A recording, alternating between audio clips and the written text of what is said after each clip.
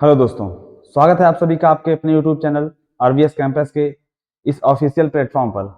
जैसा कि आप देख पा रहे होंगे, आप आज हम आपके सामने पूरे के पूरे 25 क्वेश्चन का डिस्कस करेंगे जो कि प्रीवियस ईयर में आया हुआ है। तो देरी ना करते हुए आइए शुरुआत करते हैं अपने पहले क्वेश्चन से। जैसा कि आपको स्क्रीन पर दिख रहा है, पहले के जो 5 क्वेश्चन है वो आपको क्लोज टेस्ट के मिले हैं, है ना। एसएससी के प्रीलिम्स के हर एग्जाम में, चाहे वो सीजीएल का हो, सीएचएसएल का हो, कोई भी एग्जाम हो, 5 क्वेश्चन 25 क्वेश्चन में क्लोज टेस्ट के आते हैं। तो पहले उन्हीं को डिस्कस करेंगे। देखिए, पहले रीडिंग करते हैं। क्लोज टेस्ट को करने का सबसे सही तरीका है मेरे भाई, पहले आप रीडिंग कीजिए, पूरे पैसेज को पढ़िए, फिर एक आप कॉन्टेक्स्ट डेवलप कर पाएंगे अपने माइंड में, एक आइडिया निकाल पाएंगे कि कैसे इसको करना है, क्या थीम है इसकी, क्या कहना चाहता है। देखिए, पहला, adventure sports play an important role in shaping and developing the personality of blank individual. They involve great physical and mental blank along with discipline and decision making. Participation in adventure sports blank the confidence level, strength, stamina and fitness. Beside blank, sports also teach one to work in unity and improve social interaction along with group blank and leadership. यह आपके सामने पूरा का पूरा passage है। 5 option आपको fill करने हैं। देख के लग गया होगा कहीं ना कहीं स्पोर्ट की बात हो रही है, स्टेमिना बढ़ाने की बात हो रही है, और कैसे कैसे आपके अंदर डेवलप होता है उसकी बात की जा रही है। चलिए पहला क्वेश्चन करते हैं। पहला क्वेश्चन है, adventure sports plays an important role in shaping and developing. जो एडवेंचर स्पोर्ट्स हैं, जो साहसिक खेल हैं हमारे, वो एक इंपॉर्टेंट रोल प्ले करते हैं शेप करने में, डेवलप करने में the personality of blank individuals. आपके सामने 4 ऑप्शन दिए गए हैं, वन, सम, मेनी। देखिए यहां लिखा ना इंडिविजुअल्स, इंडिविजुअल्स आपके सामने लिखा हुआ है। इंडिविजुअल्स में जो हमारा स्टार्टिंग है वो किससे हो रहा है? आई से। किससे शुरू है मेरे भाई? आई से शुरुआत हो रही है इसकी। हमें पता है आर्टिकल ए और एन का प्रयोग कहां किया जाता है, और आर्टिकल दा का प्रयोग कहां किया जाता है। आर्टिकल ए और एन का प्रयोग कहां किया जाता है? जहां पे वाउल साउंड हमारा मिले, स्वर साउंड जब हमारा निकलता है वहां पे आर्टिकल एन का प्रयोग करते हैं। मेनी तो होगा नहीं, सम होगा नहीं, क्योंकि ये सिंगुलर है ना। वन हो सकता है, एन हो सकता है, लेकिन वन इंडिविजुअल कहना सही नहीं है, इसलिए हम यहाँ पे क्या फिल करेंगे? An individual. क्यों? क्योंकि यहाँ आई से स्टार्ट हो रहा है, आई साउंड दे रहा है ना। They involve great physical and mental. अब उनमें इन्वॉल्व होता है क्या क्या? फिजिकल और मेंटल। अब फिजिकल और मेंटल क्या इन्वॉल्व होगा? देखिए, they involve great physical and mental enduring, endured, endurance और इंड्योर। बताइए क्या होगा यहाँ पे? तो यहाँ दिया है फिजिकल एंड मेंटल, क्या फिल करेंगे? हमें चाहिए यहाँ पे नाउन। हमें क्या फिल करना है यहाँ पे? हमें नाउन फिल करना है ना। नाउन फिल करना है। अब नाउन ढूंढे कौन सा है? इंड्योर्ड है नहीं नाउन, इंड्यूरिंग है नहीं, इंडोर नहीं है, वर्ब है, इंड्योरेंस क्या हो जाएगा हमारा यहाँ पे? Endurance. Means they involve great physical and mental endurance along with किसके साथ? Discipline and decision making. Participation in adventure sports. जब आप पार्टिसिपेट करते हैं एडवेंचर स्पोर्ट्स में तो क्या होता है? Blank the confidence level and strength, stamina and fitness. अब आपकी स्टेमिना, आपकी फिटनेस, आपका लेवल क्या होगा? घटेगा कि बढ़ेगा? तो आपका रिप्लाई है कि बिल्कुल बढ़ेगा। अब बढ़ने के लिए क्या क्या यहाँ पे दिया गया है? देखिए, इनहेंसेस ग्रोज। अच्छा, जो ग्रोज होता है, ग्रोज का मतलब होता है उगाना या उगना।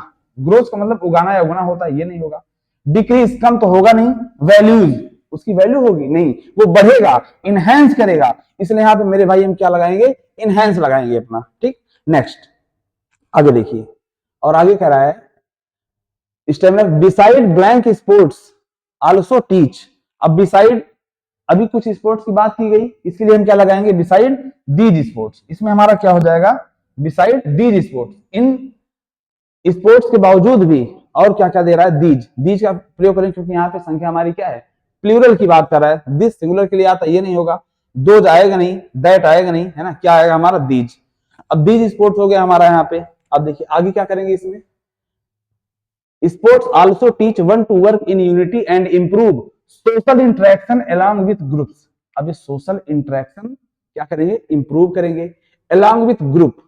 किस प्रकार का ग्रुप? देखो लिखा है डायनामिक्स, गेम्स, फीलिंग्स और एक्शन। अब जो ग्रुप है हमारा वो कैसा होना चाहिए? क्रियाशील होना चाहिए, गतिशील होना चाहिए, एक्टिव होना चाहिए। इसके लिए मेरे भाई हम क्या लगा देंगे, डायनेमिक लगा देंगे। क्या लगा देंगे, डायनेमिक। एक्शन होगा नहीं, गेम्स की बात है नहीं, फीलिंग होगा नहीं, क्या होगा हमारा यहाँ पे, डायनेमिक, डायनेमिक होगा। तो आशा करते हैं पांचों क्वेश्चन आपको समझ में आए होंगे। अब आगे बढ़ते हैं अपने अगले क्वेश्चन की तरफ। अगला क्वेश्चन हमारा नो इंप्रूवमेंट का है। She was looking troubled. Question हमारा है she was looking troubled when the teacher asked her to submit the homework. अब यहां पे आपको देखना है सॉरी, आपको देखना है, ये चार ऑप्शन दिए हैं, यहाँ पे अंडरलाइन किया हुआ है, इनमें से कौन सा सही होगा। ये जो पहले से सही है वही सही है। She was looking troubled when the teacher asked her to submit the homework। पहली बात देखते हैं, was troubling, was troubling का कोई सेंस नहीं बन रहा है, क्योंकि वो ट्रबलिंग मतलब परेशान करना, वो परेशान नहीं कर रही, वो खुद परेशान थी जब टीचर ने उससे होमवर्क मांगा। मतलब यहाँ पे मामला हमारा जो सी है वो किसी को परेशान नहीं कर रही है, वो खुद परेशान है। मींस हमारा पैसिव मीनिंग कन्वे होगा, और जब पैसिव मीनिंग कन्वे होगा तो हैड बीन ट्रबल होगा नहीं, क्योंकि यहाँ पे थर्ड फॉर्म आना चाहिए। इज लुकिंग, इज लुक होता ही नहीं है। वाज ट्रबलिंग क्योंकि परेशान कर नहीं रही है, तो हमारा यही सही है, जो पहले से लिखा है यही सही है, इसमें कोई करेक्शन नहीं करना है। अगला question, select the wrongly spelled. आपको इसमें से जो स्पेलिंग है वो गलत स्पेलिंग ढूंढनी है, रॉन्गली स्पेल्ड। रेंडेव, रेम्यूनरेशन, रिनेसेंस और रिमॉन्स्ट्रेट। देखो आप देख पा रहे होंगे, ये भी स्पेलिंग सही है, ये भी स्पेलिंग सही है, और अब देखिए रेंडेव की स्पेलिंग भी सही है, रेम्यूनरेशन की भी सही है, रिमॉन्स्ट्रेट की भी सही है, लेकिन रिनेसेंस की स्पेलिंग गलत है। इसकी स्पेलिंग क्या होती है, RENAISSANCE, ये स्पेलिंग होती है रिनेसेंस की। इसलिए यहाँ पे ये वाला ऑप्शन सही है, क्योंकि ये स्पेलिंग क्या है, गलत है। ठीक, यहां तक बात समझ में आई सभी को। चलिए आगे बढ़ते हैं। अगला क्वेश्चन हमारा है select the option which means the same. Select the option which means the same as the group of words given. One word का क्वेश्चन है हमारा। वन वर्ड के क्वेश्चन को कैसे करेंगे, देखिए, animal that can live both on land and water, in water. एक ऐसा जानवर जो जमीन पर भी रह सकता है और पानी में भी रह सकता है, उसको आप क्या कहेंगे। मेढक आपने देखा होगा, मेढक जमीन पर भी रहता है, पानी में भी रहता है। ऐसे जानवर जो धरती पर भी रहते हैं और मेरे भाई पानी में भी रहते हैं, उनको क्या कहा जाता है, उभयचर कहा जाता है। और उभयचर की इंग्लिश क्या होती है, एम्फीबियन। इसलिए हमारा कौन सा ऑप्शन जाएगा, एम्फीबियन। अब आर्बोरियल क्या होता है, जो पेड़ पर रहते हैं, जो पेड़ों पर रहते हैं उनको आर्बोरियल कहा जाता है। वर्टिब्रेट क्या होता है, वर्टिब्रेट जिनमें रीढ़ की हड्डी पाई जाती है वो वर्टिब्रेट के अंतर्गत आते हैं। मैमल स्तनधारी के अंदर आता है। मैमल का मतलब क्या होता है, स्तनधारी जो अपने बच्चों को दूध पिलाते हैं। तो यहाँ पे क्या हो जाएगा हमारा, एम्फीबियन सही होगा। उभयचर क्या कहा जाता है, इसको उभयचर कहा जाता है। बात समझ में आई। चलिए अगला क्वेश्चन हमारा है select the correct passive voice. अब हमें पैसिव वॉइस चाहिए। Follow all the steps accurately, ये हमारा क्वेश्चन है।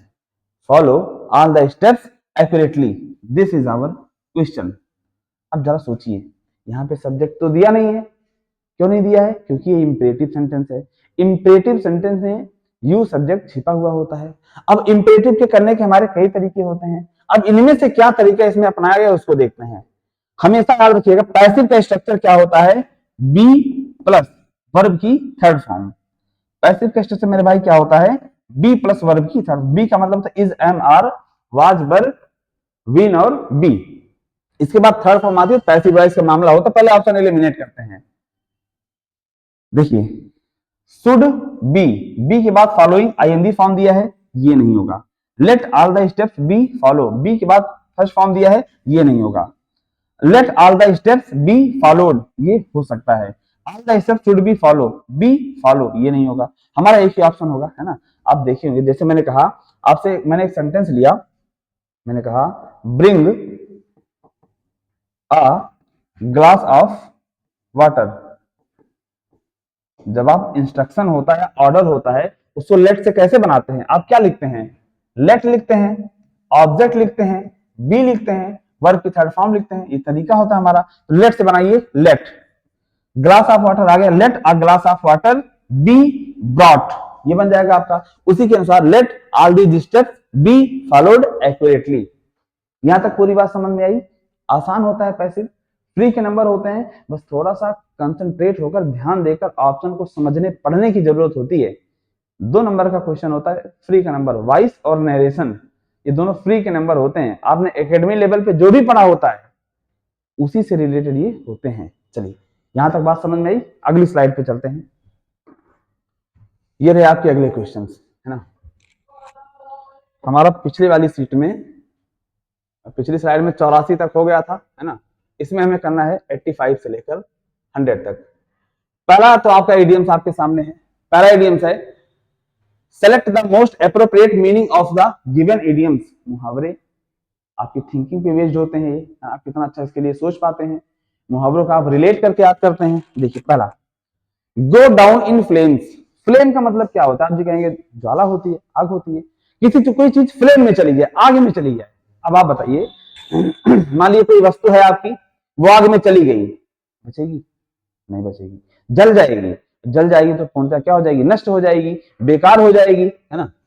उसी कैश, लैंड एंड एरोप्लेन की बात ही नहीं यहाँ पे। फेल कंप्लीटली, ये हो सकता है गेट पूरा जल जाए। देखो इडियम जो होता है उसका जो होता है लिटरल मीनिंग नहीं होता है, हिडन मीनिंग होती है। इडियम्स की मीनिंग क्या होती है? हिडन मीनिंग होती है। देखिए थोड़ा सा बड़ा कर देते हैं इसको और क्लियर दिखेगा आपको।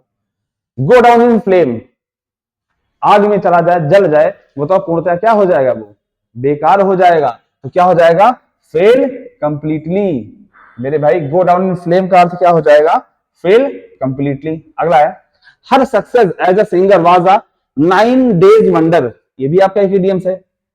अब लिखा 9 डेज वंडर, 9 दिन का आश्चर्य। इसका क्या मतलब है? कहना 4 दिन की चांदनी फिर अंधेरी रात। वही जैसा कोई चीज हो, बहुत तेजी से उसके लिए आप प्रसन्नता मिले, खुशी मिले, लेकिन फिर थोड़े दिन बाद क्या हो जाए? समाप्त हो जाए।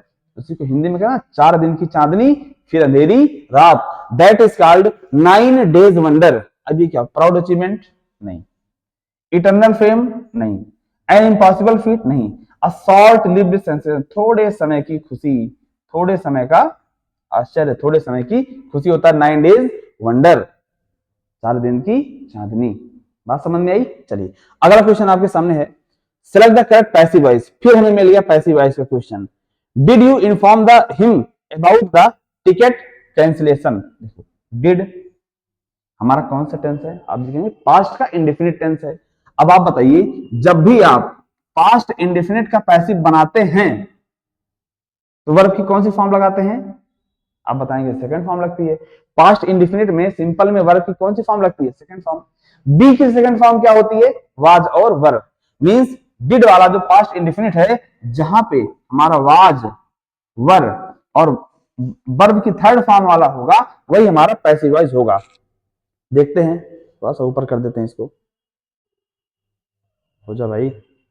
देखिए तो यहाँ पे कौन सा आपको दिख रहा है? देखो कौन सा होगा यहाँ पे? अरे क्या हो रहा है?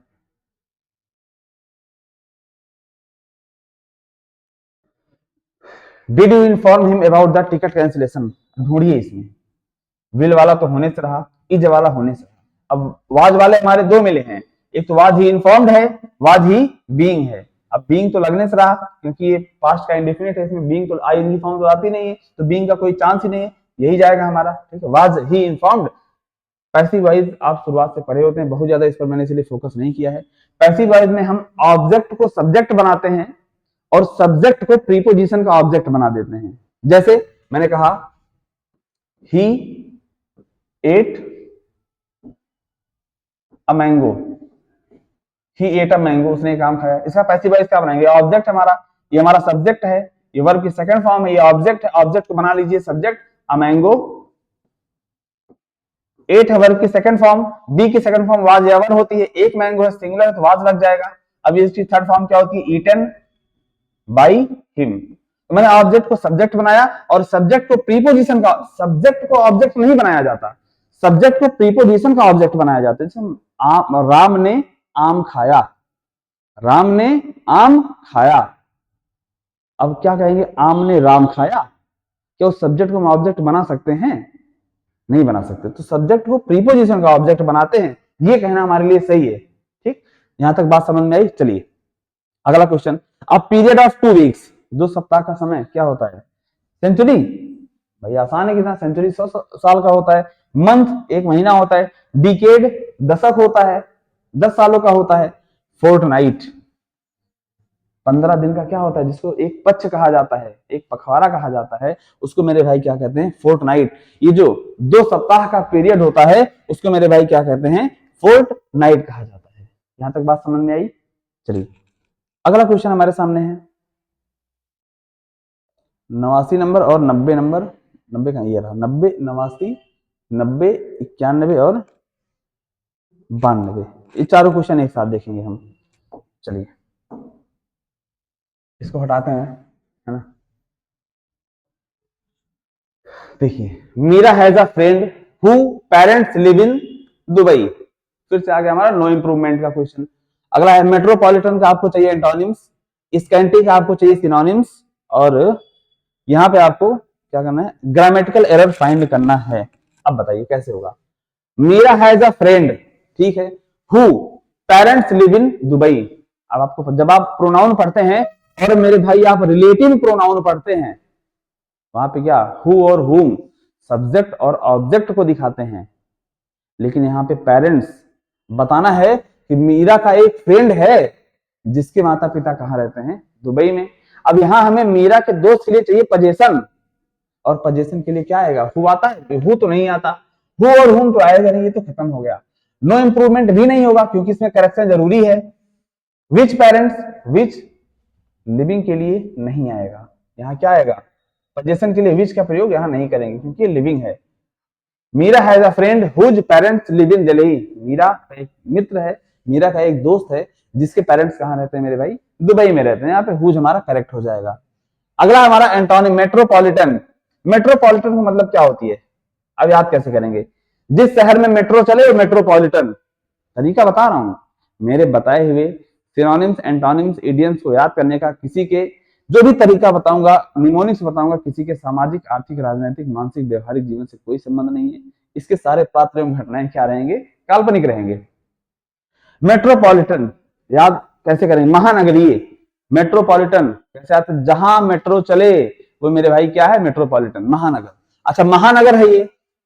इंसुलर तो होगा नहीं, नेशनल राष्ट्रीय, फेडरल संघीय ये भी नहीं होगा। हमारा होगा क्या? प्रोविंशियल, प्रांतीय। मेट्रोपॉलिटन एक बड़े लेवल पे पूरा महानगर को दिखाता है, और प्रोविंशियल क्या दिखाता है? प्रांतीय, छोटे को दिखाता है। इससे एंटोनिम क्या होगा? मेट्रोपॉलिटन का प्रोविंशियल। बात समझ में आई? चलिए अगला है सिनोनिम चाहिए स्कैंटी का। बार बार स्कैंटी पूछा, बड़ा इंपॉर्टेंट है ये, बार बार पेपर में आता है। स्कैंटी, स्कैंटी का मतलब क्या होता है?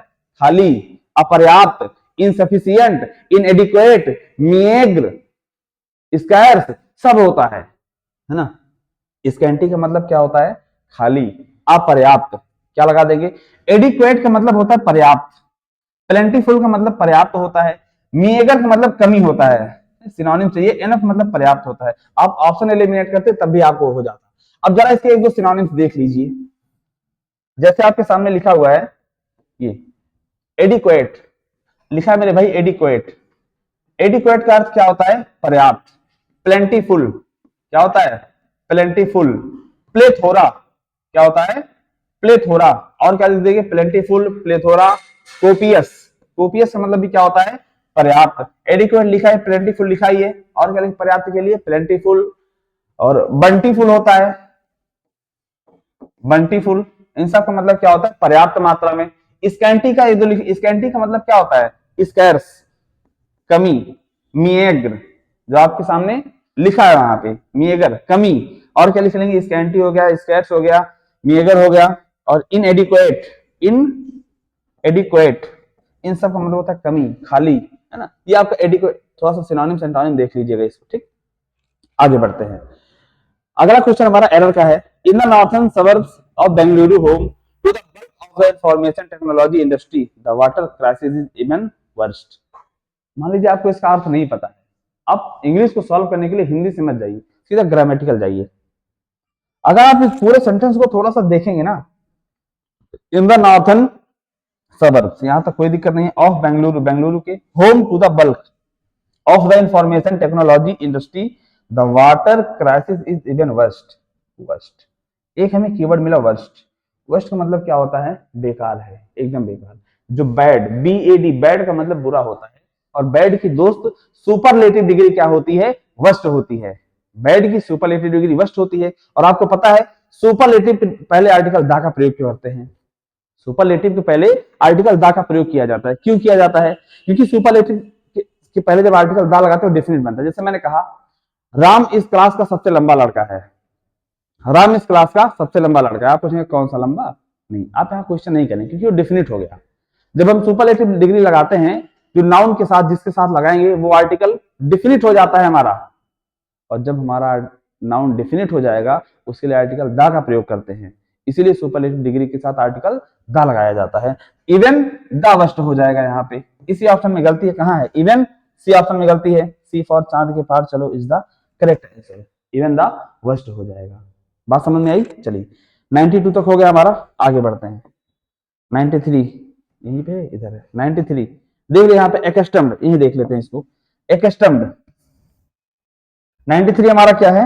एक्स्टम्ड। एक्स्टम्ड मतलब क्या होता है? ACCUSTOMED। एक्स्टम्ड मतलब अभ्यस्त, किसी चीज का आदी हो जाना, किसी चीज का अभ्यस्त हो जाना, उसको कहते हैं एक्स्टम्ड। इसका क्या चाहिए हमें? एंटोनिम उल्टा चाहिए जो अभ्यस्त ना हो। फैबुलस का मतलब अच्छा होता है। टेरिफिक का मतलब भयावह होता है। ऑर्डिनरी का मतलब सामान्य होता है, ये तो होगा नहीं। अनयूजुअल, अनअभ्यस्त, क्या कहेंगे इसको? अनयूजुअल, अनअभ्यस्त। जिसको यूजुअल होती है प्रायः, आप उसके अभ्यस्त होते हैं। अनयूजुअल, अनअभ्यस्त। तो एक्स्टम मतलब आदि होना, किसी चीज का अभ्यस्त होना। इसका उल्टा क्या हो जाएगा? अनयूजुअल, अभ्यस्त नहीं है। बात समझ में आई? चलिए 93 तक हो गया हमारा, आगे बढ़ते हैं। 94 कहाँ है? 94 बस 5-6 क्वेश्चन आपके और हैं। 94 भाई किधर गया? ये रहा 94 और 95 इस स्लाइड में देखेंगे। पहले 2 क्वेश्चन, चलिए इसको हटा देते हैं पहले, है ना। 94 आपका है PQRS, जिसको हम कहते हैं मेरे भाई पैराजंबल।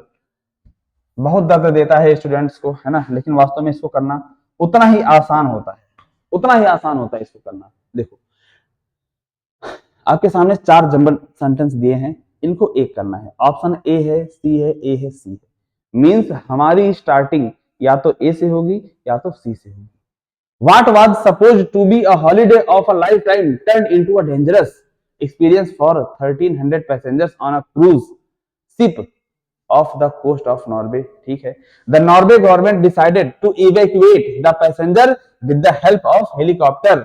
ठीक है। The ship broke down in rough seas and high speed wind caused it rock heavily from side to side. From the first 371 evacuated passenger, 17 had to be taken to hospital. Means इतना तो पढ़ के समझ में आया। इसमें बता कुछ लोग हॉलीडे पर गए, 1200-1300 लोग थे, वो छुट्टी पर गए, उनका जो जहाज था वो क्रैश हो गया, लोग डूबने लगे, गवर्नमेंट ने लोगों को बचाया, और जिन लोगों को बचाया उनमें से कुछ को हॉस्पिटल भेजा गया। ये इसका कॉन्टेक्स्ट मिल गया हमें। अब कैसे करेंगे? सोचिए कौन सा सेट होगा। अगर आप थोड़ा सा बी ऑप्शन को देखेंगे, the Norwegian government decided to evacuate the passenger, passenger को बचाने का निर्णय लिया, निकालने का निर्णय लिया। अब कह रहा जो from the first 371 evacuated passenger, जो पहले 371 इवैक्यूएटेड पैसेंजर हैं उनमें से 17 को अस्पताल ले जाया गया। अब पहले गवर्नमेंट निकालेगी लोगों को, उसके बाद फिर उनमें से 17 को क्या ले गया? हॉस्पिटल ले गया। मतलब बी और डी जहां आएंगे साथ में आएंगे। बी और डी कहां कहां साथ में है? यहां है साथ में, यहां है साथ में, यहां नहीं है साथ में, यहां एक ऑप्शन कट गया। अब देखिए, अब देखो ऐसा तो है नहीं पहले शिप टूटा होगा, उसके बाद लोग डूबने लगे तो गवर्नमेंट ने निर्णय लिया, तो पहले शिप ब्रोक डाउन हुआ होगा ना। मतलब बी और डी के पहले क्या आएगा? सी आएगा। अब देखो बी और डी के पहले सी कहां है? यहां भी सी है, यहां बी और डी के पहले यहां भी सी है, यहां भी सी है। अभी नहीं सेट हुआ हमारा, है ना। अब दूसरी चीज, what was suppose to be holiday. अब यहाँ एक हमें इंट्रोडक्शन मिल जाता है। ऐसा व्हाट वाज सपोज, कैसा होगा वो मंजर, कैसा होगा नजारा जब आप छुट्टी के लिए कहीं आप घूमने जाना चाहें, हॉलीडे जाएं, छुट्टी पे जाए और वो डेंजर सिचुएशन में बदल जाए, मतलब हमारा ए से ही स्टार्ट होगा, और जब हमारा ए से स्टार्ट हो, ए सबसे पहले आएगा। अब ए जब सबसे पहले आएगा, एक ए तो हमारा कट चुका है, हमारा एक ही बचा, ए सी बी और डी। सेट कर लो, चेक कर लो एक बार। ए बताया यहाँ पे छुट्टी पर जाएं और कोई डेंजर सिचुएशन हो, एक्सपीरियंस हो जाए तो आप कैसा फील करेंगे। फिर सी में बताया गया शिप ब्रोक डाउन, शिप का एक्सीडेंट हो गया, शिप क्रैश हो गया, कुछ भी हुआ। फिर बताया जा बी में जब लोग डूबने लगे, गवर्नमेंट ने डिसाइड किया लोगों को बचाने का, और लास्ट में बताया जो बचाए उनमें से 17 को अस्पताल ले जाएगा। बिल्कुल सही है, कोई समस्या नहीं, पूरा हमारा सेट हो गया, सही है ये। अगला देखिए, you can go to blank national art gallery but I want to visit blank zoo first. हमें यहाँ पे फिल करना है आर्टिकल, आर्टिकल नहीं फिल करना है, क्या इसमें से भरा जाएगा। यू कैन गो टू, तुम जा सकते हो, नेशनल आर्ट गैलरी, ये डेफिनेट है, आर्टिकल दा का यूज करेंगे। You can go to the national art gallery but I want to visit, कहा जाऊंगा, जू फर्स्ट, पहले मैं जू जाऊंगा। I want to visit the zoo first, मैं पहले कहा जाऊंगा।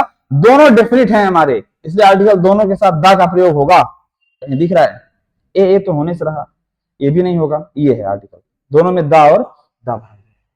बात समझ में आई। चलिए 95 तक हो गया हमारा, अगला बढ़ते हैं 96, 97, 98। पहले इन 3 क्वेश्चन को देखेंगे, ठीक है। देखिए इसको हटा देते हैं पहले। अगला है असेंबल। असेंबल का हमें क्या चाहिए, सिनोनिम्स। असेंबल का हमें चाहिए सिनोनिम्स। असेंबल का मतलब क्या होता है, आपने देखा होगा असेंबली, असेंबली का मतलब मेरे भाई क्या होता है, सभा। असेंबली का मतलब सभा होता है, इकट्ठा होना होता है। अब देखो सिनोनिम्स, डिसबैंड अलग करना, एड्रेस संबोधित करना, डिटैच, डिटैच मतलब अलग करना। सिनोनिम्स एक ही मिला हमें, क्या, अमास, अमास को और क्या कह सकते हैं, गैदर, और क्या कहेंगे, होल्ड, और क्या कहेंगे, मस्टर्ड। अमास, होल्ड, गैदर, मस्टर्ड, सब का मतलब इकट्ठा होना, इकट्ठा करना। असेंबल, इसका सिनोनिम्स वही हो जाएगा, ठीक। अगला, I am suitably dressed for the occasion, am I, कहां पे गलती है, आप देख पा रहे होंगे, I am suitably dressed, I am suitably dressed for the occasion, सही से पहना वहना हो कपड़ा, क्या मैं नहीं हूं।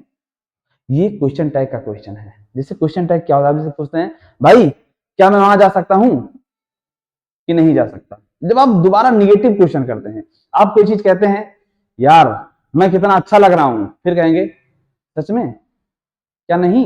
जैसे जो क्वेश्चन दोबारा पूछते हैं अफर्मेशन के लिए, वो क्वेश्चन टाइप होता है। अब देखिए लिखा ना, आई एम सुइटेबली ड्रेस्ड, पहली बात तो यहाँ पे हमारा जो सेंटेंस है वो पॉजिटिव है। अगर सेंटेंस पॉजिटिव है तो क्वेश्चन टैग निगेटिव होगा, सेंटेंस निगेटिव है तो क्वेश्चन टैग पॉजिटिव होगा।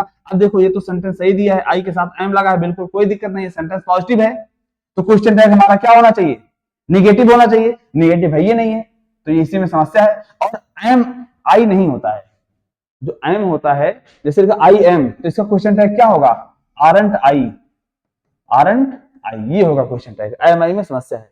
अगला 98 नंबर देखिए, 98 में क्या कह रहा है, the teacher advise the children not to went near the lake, ठीक है। The teacher advise the children not to not, अब देखिए नॉट टू, देखो the teacher advise to not went, जैसे जब आप पढ़ते इन्फिनिटिव, जैसे मैंने कहा I want to go, I want to go, मैं जाना चाहता हूं, जब आप टू के साथ नॉट लगाना चाहते हैं तो नॉट पहले लगता है, टू बाद में लगता है। अब जब नरेशन पढ़ते हैं, Kamal said to Kamala don't go there, तो आप कैसे बनाते हैं, Kamal ordered Kamala not to go there, तो टू नहीं लगाते हैं, टू नॉट नहीं तो नॉट टू होता है, और इन्फिनिटिव है तो वर्ब की फर्स्ट फॉर्म लेगा, तो टू नॉट नहीं होता है, नॉट टू होता है, नॉट टू। जैसे मैंने कहा टू गो, इसका नेगेटिव क्या बनाएंगे, नॉट टू गो, क्योंकि इन्फिनिटिव के साथ V1 आता है और टू को नॉट टू में चेंज कर देते हैं निगेटिव के लिए, तो टू नॉट नहीं होगा, नॉट टू होना चाहिए, और वर्ब की फर्स्ट फॉर्म आएगा नॉट टू गो, ये हो जाएगा आपका बी नंबर ऑप्शन। अगला देखिए 99, 99 और 100 दोनों की स्लाइड पे खत्म करेंगे, ये देखिए 99 और 100, ये फिर आपका एक हमारा क्वेश्चन है किसका, पी क्यू आर एस का ही है, लेकिन ये भी आसान है, उससे भी आसान है। देखो दिस इज बिकॉज द दार सलाम mask in Berlin can welcome only a fraction of Muslim worshippers during Ramadan because of social distancing rules. This year, a church in Berlin has opened its door to let Muslim on Friday prayers while observing social distancing.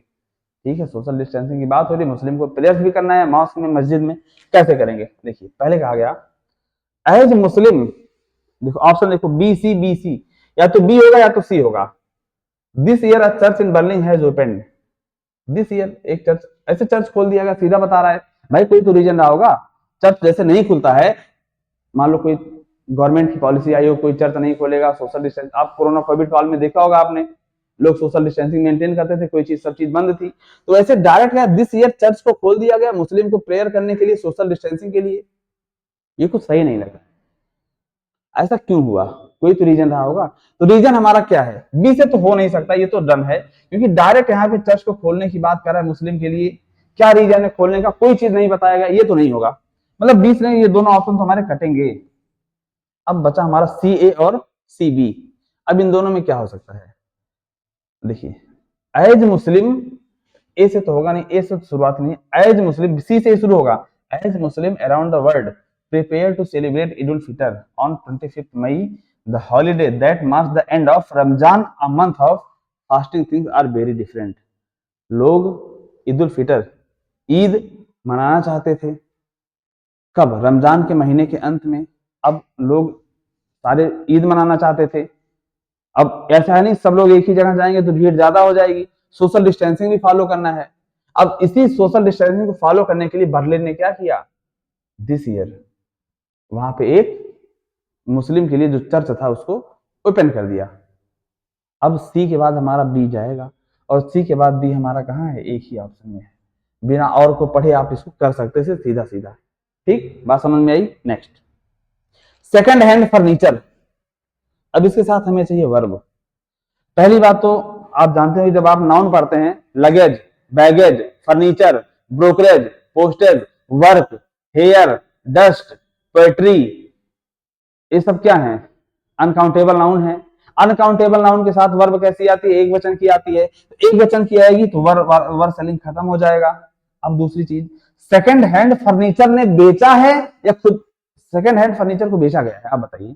अब second hand furniture तो कुछ करेगा नहीं, उसको बेचा ही गया होगा। जब बेचा गया है तो सब्जेक्ट हमारा डूअर तो है नहीं कि काम को कर रहा है, क्योंकि सेकंड हैंड फर्नीचर को बेचा गया है। और जब सेकंड हैंड फर्नीचर को बेचा गया है मतलब ये डूअर नहीं है, डूअर कोई और बेचने वाला है, इस पर काम हुआ है बेचने का, मींस पैसिव वॉइस में आएगा, और पैसिव वॉइस में हैज सोल्ड नहीं होता है। अब बचा आर सोल्ड और इज सोल्ड। आर तो आने चला, क्योंकि फर्नीचर हमारा अनकाउंटेबल नाउन है, सिंगुलर है, जब आर नहीं आएगा तो हमारा एक ही ऑप्शन होता है, is sold. The second hand furniture is sold here eight reasonable price, उचित मूल्य पर यहाँ पे सेकंड हैंड फर्नीचर बेचे जाते हैं। यहाँ तक पूरी बात समझ में आई? आशा करते हैं आपको पूरी बात समझ में आई होगी। पूरे 25 क्वेश्चन का हमने एनालिसिस किया है, जो कि आपके प्रीवियस ईयर में आए हुए हैं। सारे के सारे क्वेश्चन प्रीवियस ईयर के ही हैं, आप गूगल पे डाल के किसी क्वेश्चन को चेक भी कर सकते हैं। यहाँ तक पूरी बात समझ में आई? तो आज इतना ही करते हैं, अगला मॉक टेस्ट फिर आपको सॉल्व कराएंगे, है ना। तब तक के लिए पढ़ते रहिए, मस्त रहिए, व्यस्त रहिए। Thank you.